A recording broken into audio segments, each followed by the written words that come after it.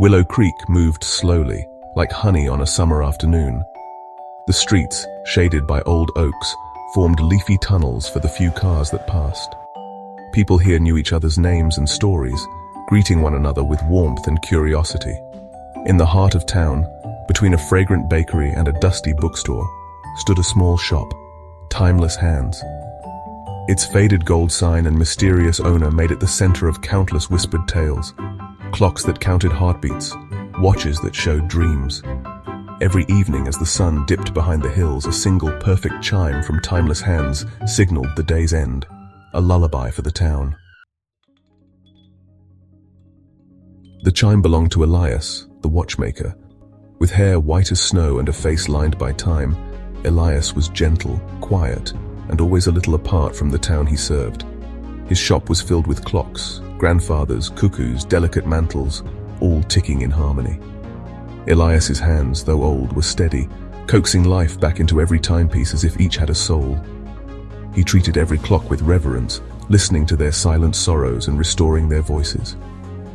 Each evening he'd stand at his door, open his own silver pocket watch and press a button as the sun vanished. The chime echoed down the street, a lonely ritual, connecting him to Willow Creek in his own quiet way.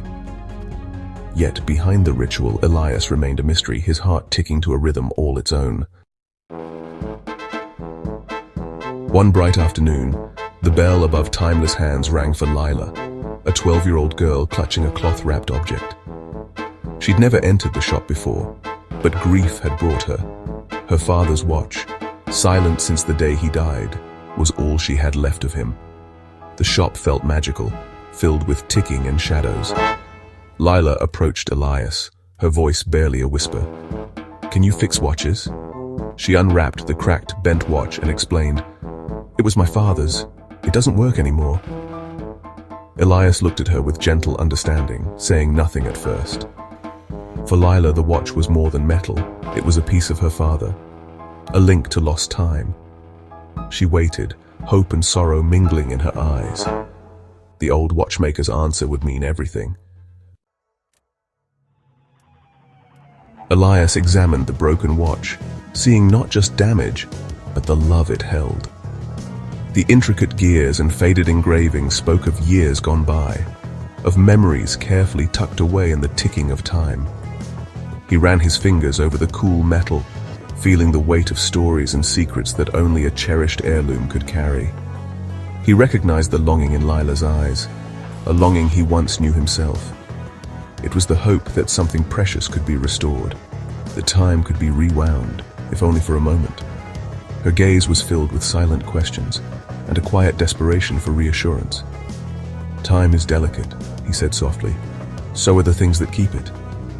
His words hung in the air, gentle but profound, as if he were sharing a secret passed down through generations of watchmakers. He promised to try, but warned her, "A watch like this needs special care. Be patient."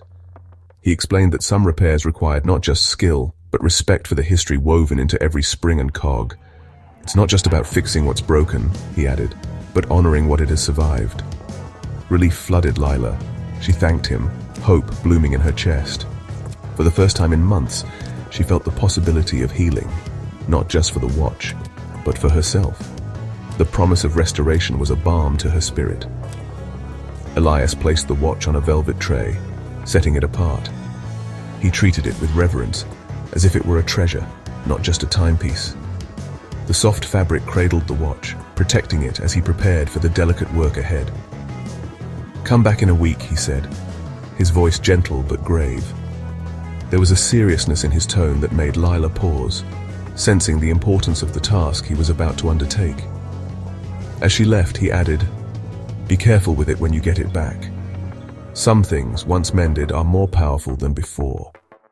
His words lingered, a quiet warning and a blessing, hinting at the magic that sometimes comes with second chances. Lila didn't understand, but she nodded, feeling lighter than she had in months. The burden she carried seemed to ease, replaced by a cautious optimism she hadn't felt in a long time. She left, unaware that the promise was more than a simple repair. In the quiet ticking of the shop, a new story was beginning. One of hope, patience, and the quiet power of things made whole again. A week later, Lila returned, heart pounding. Elias greeted her with a knowing smile and presented the restored watch. Gleaming, ticking, whole. She reached for it, but Elias stopped her. "This watch now keeps a special kind of time. Don't wind it unless you truly need to." Lila, confused but trusting, promised. Elias fastened the watch on her wrist, the metal cool and comforting. "Thank you for giving him back to me," she whispered. Elias shook his head. "I only fixed the watch." As Lila left, Elias watched her go, burdened by the secret he'd passed on. He could only hope her heart was strong enough for the power she now wore. The watch ticked quietly, a promise and a warning.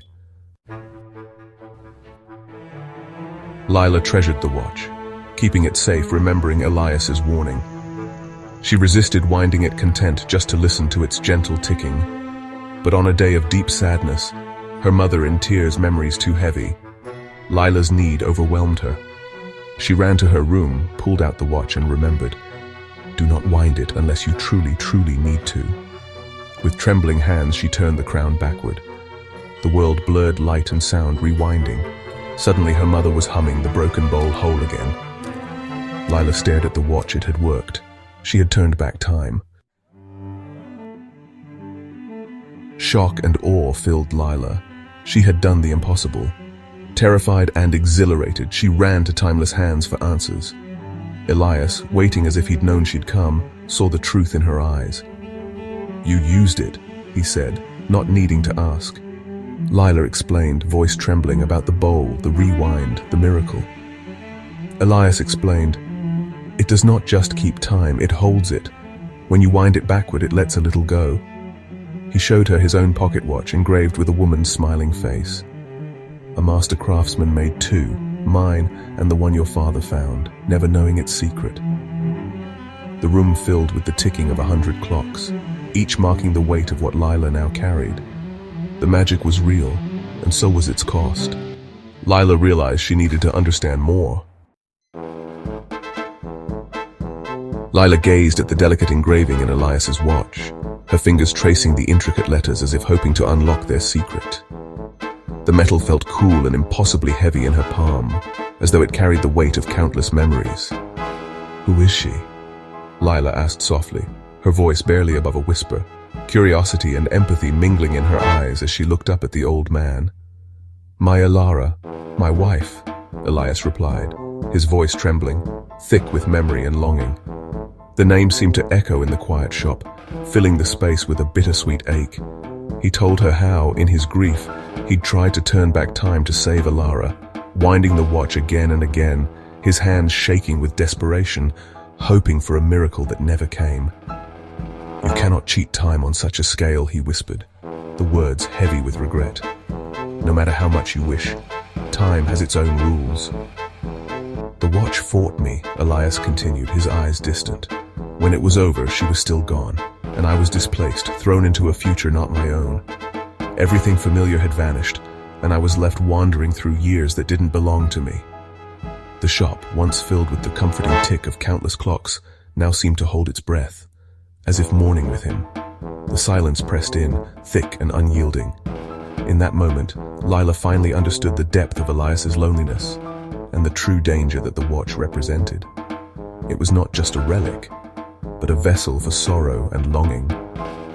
She reached out, placing her hand gently over his, a silent bond forming between them, bridging the gap of years and heartache. In that gesture, she offered comfort, and perhaps a measure of hope. They were both marked by time's impossible magic, forever changed by the moments they could never reclaim. The lesson was clear. Some moments once lost could never be reclaimed, no matter how desperately one might wish otherwise. The past was a fragile thing, and tampering with it came at a cost. The power to rewind came with a price paid in loneliness, regret, and the haunting knowledge that time, once broken, could never be made whole again.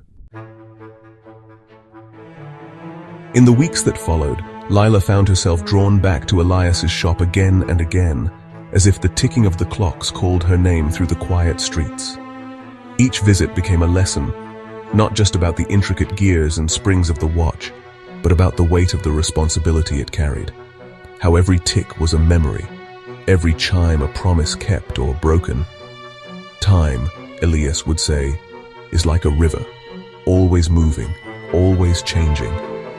You can dip your hands in, but you must never try to change its course, for to do so is to lose yourself in its current. With a new sense of understanding, Lila placed her father's watch away, realizing it was not a tool to control fate, but a trust to be honored and protected.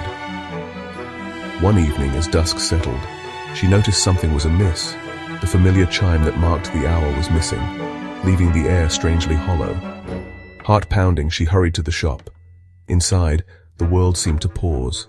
Every clock was still, their hands frozen in silent tribute. There, in the golden light, Elias sat peacefully, his silver watch open in his palm, Elara's face smiling up from within, a memory preserved in time. In that moment, Lila understood. Elias was gone, his long exile in time finally at an end, his journey complete. The empty chair and the gentle stillness spoke of a life well lived, and a farewell that needed no words. As she stood in the hush, a single grandfather clock tolled, a final, resonant farewell echoing through the shop, marking the end of an era. With gentle hands, Lila closed the shop door behind her, the weight of legacy settling softly on her shoulders. Her father's watch, now safe in her pocket, felt warmer than ever, a silent companion, a link to those she loved and lost. In her heart, she made a quiet vow to honor the past, to carry forward the lessons of time and memory. She would cherish every unwound moment, knowing that true magic lies not in holding on, but in letting go with grace. The magic of timeless hands lived on, not in the power to turn back the hours, but in the courage to live each day fully, embracing the present. And so, as Lila walked home beneath the golden evening sky, she carried with her the wisdom of the Watchmaker, living not in the shadow of the past, but in the light of now,